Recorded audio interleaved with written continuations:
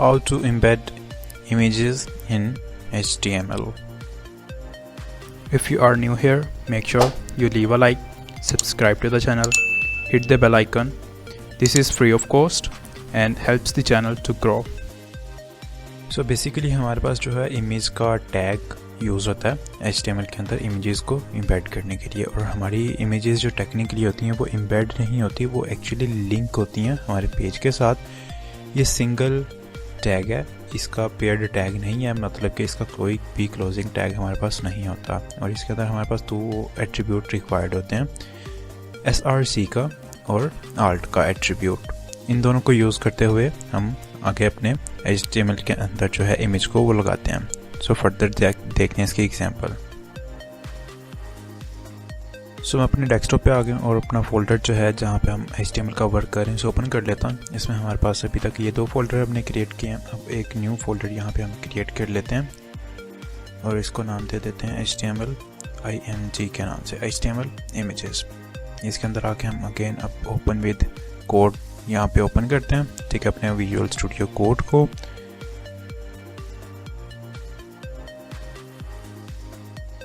सो हमारे पास visual studio code जो है वो ओपन हो चुका हुआ है। अगेन अगर आपके पास यहाँ पे ओपन विद की ऑप्शन नहीं आती, आपने फाइल पे जाना है और यहाँ से ओपन फोल्डर पे आपने क्लिक करना है और आगे अपना फोल्डर जौन सा भी है उसे सिलेक्ट कर लेना है। और सिंपली जब फोल्डर आपका यहाँ पे इस तरह से ओपन हो जाए तो आपके पास यहाँ पे फोल्डर का नेम जो है वो शो हो जाएगा। सिंपल यहाँ पे फर्स्ट वाली पे क्लिक करेंगे तो फाइल क्रिएट हो जाएगी, सेकंड पे फोल्डर क्रिएट होता है। सो हम क्या करते हैं, हम यहाँ पे अभी एक HTML की फाइल क्रिएट करते हैं। हम यहाँ पे index.html के नाम से फाइल क्रिएट जो है वो कर लेते हैं। सो हमारे पास जो है वो फाइल क्रिएट हो चुकी है। सो हमने जैसे बात की अभी तक कि हम सबसे पहले जो है डॉक टाइप का टैग लगाते हैं, उसके बाद हम HTML का अपने पास टैग लगाते हैं। देन HTML के अंदर हम हेड का टैग लगाते हैं और उसके बाद हम हेड के बाद नीचे बॉडी का टैग जो होता है हम उसे यूज़ करते हैं। सो हेड के टैग के अंदर हम टाइटल देते होते हैं अपने पेज का, जो के ऊपर हमारे में शो हो रहा था। सो यहाँ पे हम टाइटल लिखते हैं और टाइटल में हम लिख देते हैं use images in HTML। Save कर लेते हैं इतना, और हमारे पास जो है फाइल हमारी वो बन चुकी है। सो हम इसे जो है अपने पास वो भी ओपन कर लेते हैं। सो मैं यहाँ से इसे ड्रैग एंड ड्रॉप करते हुए ब्राउज़र पे ले आता हूँ और यहाँ पे इसे मैं ओपन करता हूँ और आपको दिखाता हूँ इसका आउटपुट। सो हमारे पास जो है ये हमारी फ़ाइल कुछ इस तरह से हमारी हमने ओपन किया, हमने सिर्फ अपना टाइटल दिया तो हमारे ये ऊपर टॉप पे टाइटल जो है वो यहाँ पे शो हो रहा है, यूज़ इमेजेस इन HTML। उसके बाद हम बॉडी के टैग के अंदर आते हैं और हमने बात की कि हमारे पास यहाँ पे एक इमेज के नाम से टैग मौजूद होता है जिसे हम यूज़ करते हैं इमेजेस को लगाने के लिए। हम यहाँ पे इस तरह से हमारे पास इसका टैग होता है, एंगल ब्रैकेट इमेज, ठीक है। और क्योंकि ये सिंगल टैग है, इसका एंडिंग टैग नहीं आता, तो इसके अंदर स्लैश का हम यूज़ करते हैं। इसके बाद हमारे पास जो है इसके अंदर ना दो एट्रीब्यूट्स होते हैं, जैसे हमने बात की हमारे पास एट्रीब्यूट इसमें होगा एक src का, और सेकंड हमारे पास एट्रीब्यूट जो होगा वो होगा इसमें alt का एट्रीब्यूट। अब src के अंदर क्या होता है, हमारी इमेज का एड्रेस होता है कि हमारी इमेज की लोकेशन क्या है, किसी वो वेब सर्वर के ऊपर मौजूद है या हमारे किसी फोल्डर किसी डायरेक्टरी के अंदर मौजूद है। जहाँ पे भी मौजूद है हम उसका यहाँ पे लिंक देते हैं और हमारी इमेज जो है वो यहाँ पे शो हो जाती है। अब alt का एट्रीब्यूट जो है वो मैंडेटरी होता है, हम इसलिए इसे लगाते हैं कि अगर इन केस हमारी इमेज का जो लिंक है अगर वो गलत लगा देते हैं या हमारी वो इमेज वहाँ से डायरेक्टरी से फोल्डर से या ऑनलाइन जहाँ से भी आप लगा रहे हैं वहाँ से वो रिमूव हो जाती है, तो उन सभी केसेस में हमारा जो यहाँ पे alt के अंदर टेक्स्ट लिखा होता है वो टेक्स्ट जो है वो विजिबल होने लग जाता है स्क्रीन के ऊपर और उसके साथ छोटा सा इमेज ब्रेक का आइकन शो होने लग जाता है। मोस्टली आपने देखा भी होगा। उसके अलावा एक और काम करता है कि ये जो है स्क्रीन रीडर्स जो होते हैं, स्क्रीन रीडर्स मतलब कि ब्लाइंड पर्सनस जिन्हें नज़र नहीं आता, वो अगर किसी इमेज के ऊपर क्लिक करते हैं और उसके जो alt में जो भी टेक्स्ट लिखा होगा वो उससे खुद ब खुद ही जो है वो ब्राउज़र रीड करके बताएगा कि जिस इमेज पे भी क्लिक किया गया वो इमेज किस पर्पस के लिए थी। सो इसलिए alt का एट्रीब्यूट जो है ये ज़रूरी है। सो इसे लाजमी लगाते हैं। SEO के अंदर सर्चिंग के लिए भी जो है ये बेहतर होता है। सो मैं क्या करता हूँ, जल्दी से यहाँ पे हम इमेज लगा लेते हैं। फर्स्टली जो है मैं क्या करता हूँ कि ऑनलाइन जो है हम एक ट्राई करते हैं, HTML लिखते हैं, यहाँ पे सर्च करते हैं और यहाँ से एक इमेज जो है वो लगा के देखते हैं पहले ऑनलाइन के किस तरह से हम इमेज अपने पास लगा सकते हैं।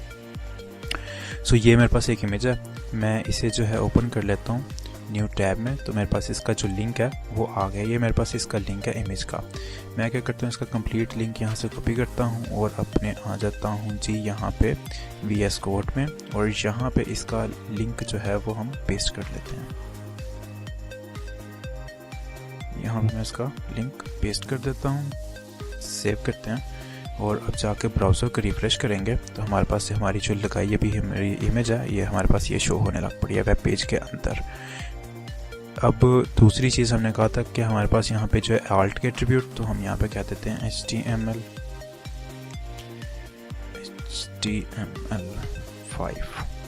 क्योंकि हमारी इमेज जो है HTML5 के रिलेटेड है। सो कोशिश करनी है कि जब भी आप यहाँ पे इमेज लगाओ वो आपकी रेलिवेंट होनी चाहिए, जो भी आपने इमेज लगाई है उसके अकॉर्डिंग आपका यहाँ पे जो भी टेक्स्ट लिखो उसके रेलिवेंट होना चाहिए।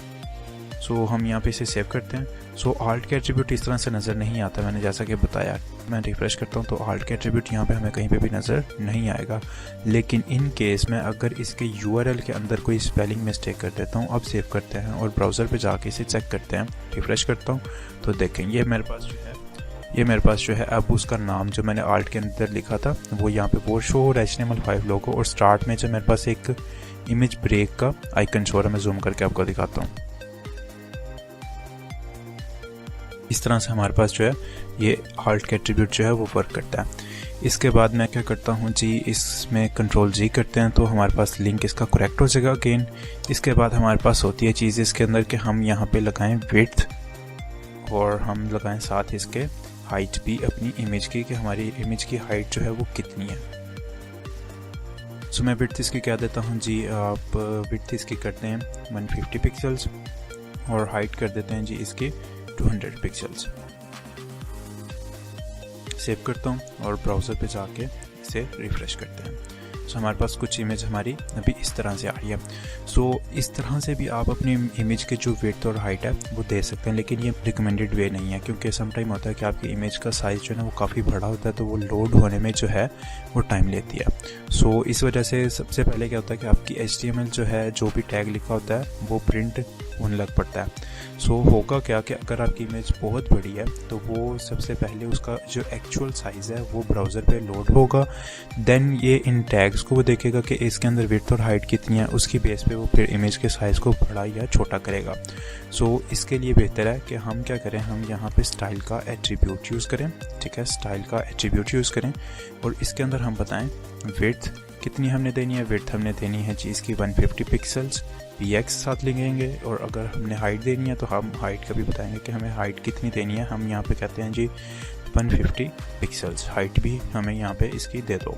सो इससे क्या होगा कि साइज़ इमेज का कुछ भी हो, जब वो ब्राउज़र के ऊपर लोड होगी तो इसके अंदर जो फ्लिकर सा एक आएगा कि इमेज पहले छोटी होगी देन बड़ी हो जाएगी, या पहले बड़ी होगी देन छोटी हो जाएगी, वो फ्लिकर नहीं आएगा इसमें।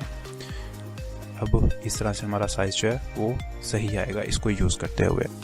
अच्छा, ये तो हो गया हमारे पास कि हम ऑनलाइन इमेज जो है वो किस तरह से लगाते हैं, लेकिन अगर यही इमेज हमारे पास डाउनलोडेड होती तो हम उसे किस तरह से लगा सकते हैं, अब वो देख लेते हैं। उसके लिए हम क्या करते हैं कि हम इस इमेज को जो है मैं अपने पास सेव कर लेता हूँ HTML इमेज के फोल्डर में। यहाँ पे मैं इसे सेव कर लेता हूँ इमेज को HTML.png। अब ये हमारे पास फाइल जो है ये सेव हो चुकी है। यहाँ से इसे क्लिक करता हूँ साइड के आइकन पे, तो मुझे ये यहाँ पे भी ये इमेज जो है ये अब नज़र आ रही है, और सेम ये फोल्डर में भी अगर मैं जाऊँ तो ये फोल्डर में भी मेरे पास ये इमेज आ चुकी हुई है।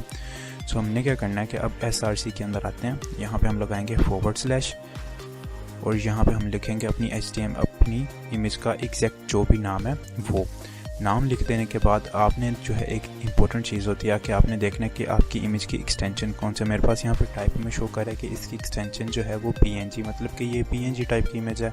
अगर आपके पास इस तरह से शो नहीं होता तो आपने इमेज पे राइट क्लिक करना है, प्रॉपर्टीज़ पे जाना है, और आपने यहाँ पे आपको टाइप ऑफ फाइल जो है यहाँ पे भी नज़र आ जाएगा कि इस इमेज की टाइप क्या है। सो इस इमेज की टाइप जो है वो .png है, जो भी टाइप हो वो सेम टाइप आपने लगानी होती है। सो VS कोड में मैं वापस आता हूँ, यहाँ पे अब आके लगाता हूँ .png, सेव करता हूँ और ब्राउज़र पे जाके अगेन रिफ्रेश करते हैं तो हमारे पास ये कुछ इस तरह से आ रही है। सो यहाँ से जो हम क्या करते हैं कि इस स्लैश को रिमूव कर देते हैं, देन हमारे पास जो है ये एग्जैक्ट शो होगी। सो इस तरह से अगर आपके पास सेम फोल्डर में मौजूद है इमेज, तो आपने जो है एग्जैक्ट सिर्फ उस इमेज का जो है नाम वो यहाँ पे लिखना है, तो आपके पास ये इमेज आपकी शो हो जाएगी। लेकिन इन केस के आपके पास यहाँ पे जो है डिफरेंट फोल्डर्स हो, मैं यहाँ पे एक और फोल्डर बना देता हूँ जिसका नाम मैं दे देता हूँ इमेजेस, और हम इसके अंदर जो है अपनी इमेज को HTML वाली इमेज को इसके अंदर रख देते हैं। और देन यहाँ पे आके हम इस तरह से इसका एड्रेस देंगे कि हमने जो है यहाँ पे देना है पहले स्लैश, देन उस फोल्डर का नाम इमेजेस, देन स्लैश, और फिर हमारी इमेज का एग्जैक्ट नाम html.png सेव करेंगे और ब्राउज़र पे जाके चेक करते हैं। सो अगेन हमारे पास आ रहा है। ये दो इस तरह के आपके पास जो है ना इश्यूज़ आते हैं, एक तो ये, ठीक है। सेकंड आपके पास आता है कि जब आप इसे यूज़ करते हो सर्वर के साथ जब भी यूज़ कर रहे होगे तो आपने यहाँ पे स्लैश लगाना है, देन ही आपकी इमेज वर्क करेगी। अगर ये स्लैश नहीं लगाओगे तो आपकी इमेज जो ब्राउज़र पे शो नहीं होगी, क्योंकि अभी हम कोई सर्वर नहीं यूज़ कर रहे, स्टैटिक का वर्क कर रहे हैं, तो इस वजह से हमारे पास ये एरर आ रहा है स्लैश का। इस चीज़ को आपने माइंड में रखना है। उसके बाद अगर ये हमारी इमेज, अभी तो हमारे पास ये है ना कि हमारे इस सेम डायरेक्टरी के ये अंदर जाके मौजूद है, लेकिन अगर ये हमारी इमेज इस सेम डायरेक्टरी के अंदर ना होती है, हमारी किसी बाहर वाली डायरेक्टरी में, यहाँ पे हम इसे रख देते हैं, यहाँ पे मौजूद होती है, तो उस केस में हमने क्या करना होता है कि हमने यहाँ पे स्टार्ट में लगाना है डॉट, देन हमने लगानी है स्लैश, ठीक है। ये इससे क्या होगा कि ये एक फोल्डर बैक चला जाएगा। मैं आपको करके दिखाता हूँ।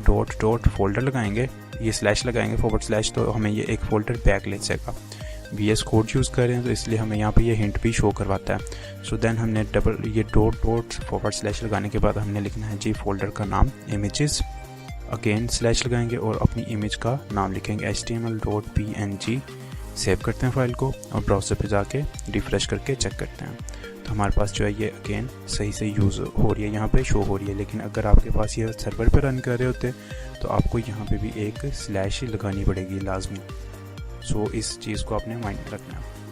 उम्मीद करता हूँ आप लोगों को समझ आई होगी। अगर कोई इशू, कोई कन्फ्यूजन, कोई क्वेश्चन हो तो आप लोग जो है मुझे इस रिगार्डिंग पूछ सकते हैं। Thank you for watching.